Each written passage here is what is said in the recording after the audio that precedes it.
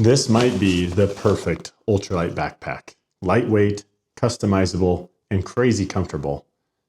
But is it going to be right for you? The Zpacks archaul 60 is built for long miles with minimal weight. At just over 20 ounces, it's insanely light, but still offers some serious load support, thanks to this really unique suspension system. But does it actually hold up when fully loaded? And is it as comfortable as it claims to be? Well, let's break it down. The good, the bad, and what you need to know before you buy. Today, I want to cover my review of the Zpacks archaul 60-liter framed ultralight backpack. So if you haven't heard of this backpack, I don't know where maybe you've been or what hiking you've been up to, but Zpacks has long been known for this fantastic archaul backpack. They've got a lineup of different liter sizes, I believe from 40 and 50 and 60. There may even be a 70. These are the lightest full-framed backpacks, and according to Zpacks' website, can carry up to 40 pounds, which makes this an automatic ultralight backpack that you may consider buying. If it can potentially carry up to 40 pounds, weighing right around 21 ounces, you are getting a tremendous value in terms of weight of the pack versus what you can carry. So my experience with this exact backpack is actually two pretty long trails, relatively speaking. I took this in the summer of 2023. I took this on a 5-day, 107-mile trip across the Uinta Mountains in the northeast part of Utah. That was a 5-day trip with this backpack, the first trip that I took with this backpack. The second experience I have with this backpack here was in the summer of 2024 when I thru-hiked the John Muir Trail, right around 230 or so miles, kind of given some of the side trips that we took. So I've had this bad boy now for a couple of years. It's done, 300 plus miles with some training hikes in there. And this is just a sturdy go-to daily driver, if you will, in terms of reliability. This is a piece of gear that you can trust. This is my favorite backpack that I have tried thus far. So let's talk about some of the features of the archaul, and we'll just kind of leave it at the archaul since the features are relatively the same, even if the liters are a little bit different. And let's start with the weight. I mentioned it earlier. The weight on this backpack, depending on the size that you get, is going to be anywhere from around, it could be slightly less than 20 ounces, 19, I think 0.8 on their website if you get some of the smaller pieces of it. And I think the most it can get if you have larger hip belts, larger size here, can be like 22 ounces or so. So let's call it an even 20 ounces just on average for what this weighs. Now the pack is made out of Ultra 100, which is the ultra high molecular weight polyethylene, UHMWPE. WPEPWE, but Ultra 100 is essentially the fabric.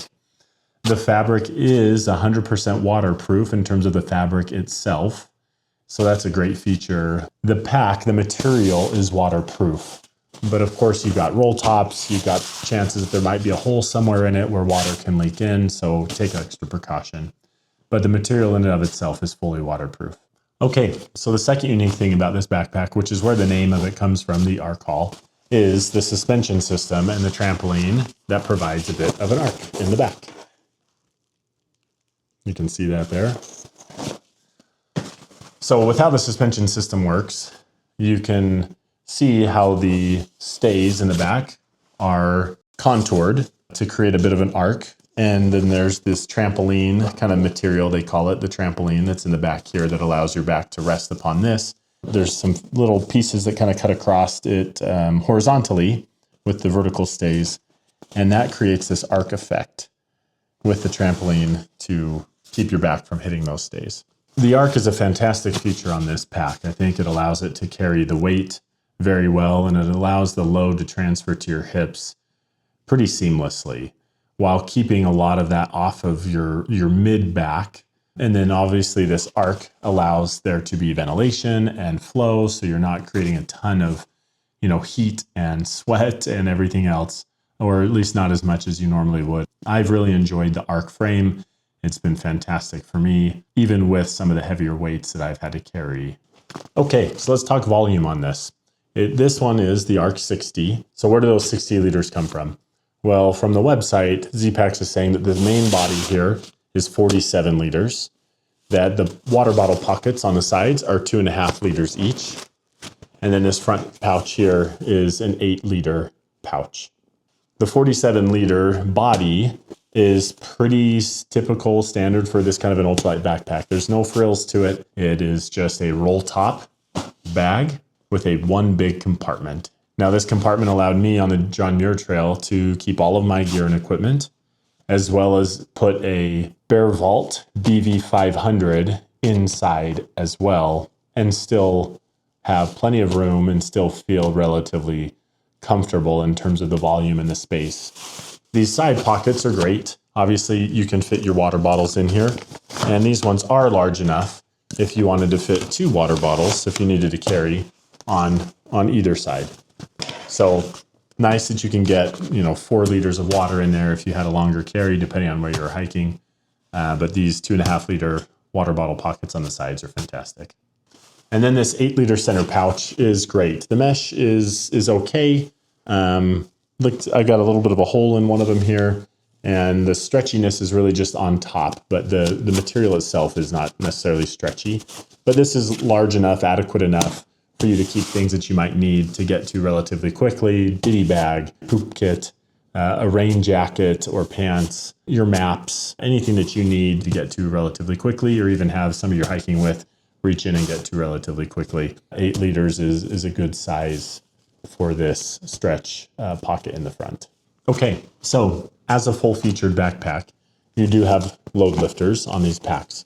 I really enjoy load lifters. I think they actually do work, and they really cause the pack to sit much better on the back, as instead of it pulling you backwards, you can pull these down and get that pack to kind of squeeze in a little bit more on the top of your back, and onto your shoulders, versus kind of feeling like it's pulling you back.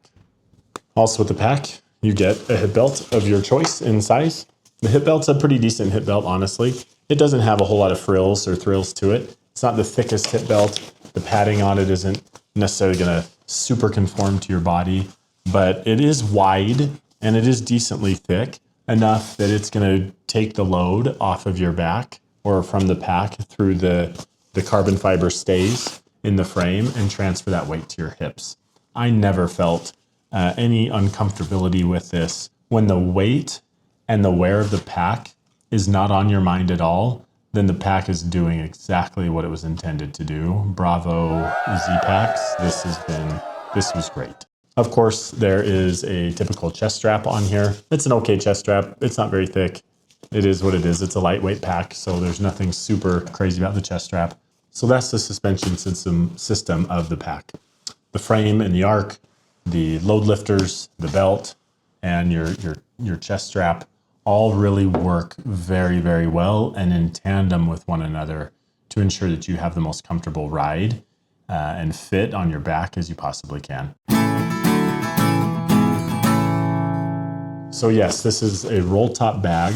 It's got a latch here to secure it down. And what's nice, Zpacks has created a couple other little stays here, little plastic tabs, that if you needed to get a Y strap, if you're going to strap a bear can on top, or you just felt like a Y strap would be better if you were securing like your tent or something else that you wanted to put on top of here, you can purchase the Y strap attachment and fit it on here essentially seamlessly. It's super easy and it's a great piece. There's also some little cordage here on the bottom where you can strap things down to the bottom of your pack. Sometimes I do this if my tent is a little bit dewy or if it had rained and it's wet, and just leave it outside of the pack during the day before I can get somewhere to set it up and dry it out. But it's nice to be able to have some place on the outside of the pack to store it during the day so it's not getting everything else inside your pack wet. So, is this the perfect backpack? Spoiler, the answer is no. There is likely no perfect backpack for anybody. Every pack comes with its drawbacks. If anybody tells you there's a perfect one out there, they're probably trying to sell you something, right? Which I'll say, disclaimer, not sponsored. Zpacks has no idea I'm doing anything like this. I just really appreciate this backpack. And I think that a lot of people could really enjoy backpacking more by finding a backpack that is incredibly lightweight so they can enjoy the outdoors more and get out and enjoy where they're going and what they're doing. With less weight on your body, it makes backpacking and hiking that much more enjoyable. What are some of the drawbacks of the Zpacks archaul lineup of backpacks? And the first thing that everybody's going to look at and call out, and I will too, is the price. This bag is $400 all by itself. That's a lot of money. And not only is it $400 all by itself, do you want pockets on your hip belt? Well, that's some more cost. Do you want a pouch or a water bottle sleeve on your shoulder straps? That's going to cost. So you've got a very expensive backpack in terms of what's out there in I would say the ultralight category, 2 pounds or less for a backpack. And you're paying for all the extras if those are what you need. Now, fortunately, at least for me, hip belt pockets are not something I care too much about. I tend to always wear a fanny pack. I love fanny packs. They're great, and I will always carry one on the trail. The second drawback I'll say is just that it is a framed backpack. Some people just don't like framed backpacks. They want to use frameless backpacks. And so the frame in and of itself may be a drawback for certain people. A third drawback I would say here is it's just a large pack, right? This is a 60-liter backpack. And I can tell you it was about the same size, maybe a little less weight when I went on my Uinta Highline Trail, as well as on the John Muir Trail, and that was with a BV500 bear can in here. So one of the common themes or phrases that you will hear in backpacking is whether you buy a 40-liter bag or a 60-liter bag, you're going to fill it up. So go with the smaller bag. And that's probably the case a little bit here. This is a 60. You may not get a 60, so this wouldn't be an issue for you. But for me, this might be a little bit bigger than I need it to be. Even with the JMT and a bear can, I think I probably could have gotten away with a 50-liter, which would have been a little bit smaller. But again, that doesn't change the way I feel about this bag in terms of whether I would use it again or buy it again. The fourth area that I would critique this bag on are these water bottle pockets. I don't know if it's a bag or if it's me, but I struggle mightily to try to reach my arms back and to grab water out of these pockets to the point where I can't do it. And so I would buy a water bottle sleeve and keep one of my water bottles in the sleeve and keep another on the bag. But I would always have to ask somebody that I'm hiking with to switch me out. And that's rather annoying. So whether these need to be sit a little bit lower, even lower than the pack itself, so that the pockets hang down a little bit lower than the pack so that they can be reached a little easier. For my arms, that would work significantly better and be tremendously helpful. Okay, so is the Zpacks archaul line of backpacks the perfect ultralight and comfort backpack out there? For me, I would say yes. For a full-framed backpack, you get everything that you need from a full-framed backpack in a 21-ounce package that can carry nearly 40 pounds. So again, another reason why this pack has been and will continue to be in the lineup when I need a bit more storage and I need that extra kind of capacity and liter. But is it going to be right for you? I've given you kind of my pros and a few of the cons with this bag. So hopefully as you're considering this potentially for your adventure, you've got enough information to arm yourself to be dangerous with. Highly recommend it. And I would buy it again, hands down, without a question. Stay tuned. We'll do a few more of these gear reviews. But if you're interested in what I took on the John Muir Trail, I listed my perfect ultralight and comfort gear list, which you will see right here.